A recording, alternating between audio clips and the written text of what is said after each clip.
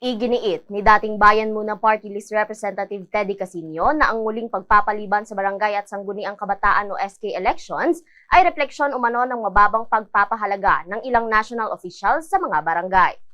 Ayon kay Casino, mahalaga ang regular na halalan na dahil nagbibigay ito ng pagkakataon sa mga residente na pumili ng bagong leader, palitan ang mga opisyal na hindi maayos ang pamamahala at panagutin ang mga namumuno sa kanilang komunidad.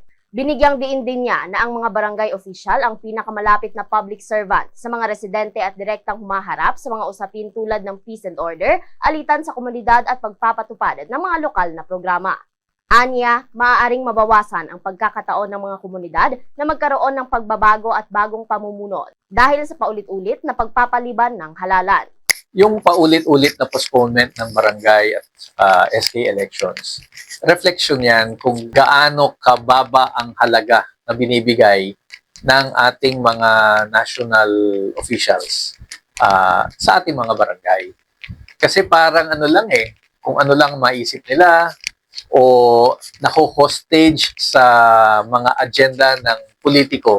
Talagang pag na-fix na yung elections, kung every 3 years ba yan o kung ano man, dapat tuloy-tuloy na yon consistently, hindi yung nakabitin palagi. Si dating Bayan Muna Party List Representative Teddy Casino sa kanyang naging pahayag. Para sa Bombo Network News, mula rito sa Bombo Radyo Kalibo, Bombo Ashley May Pamaos nag-uulat, and this is Bombo Radyo Philippines, the #1 radio network in the country, your trusted source of news and information, Basta Radyo.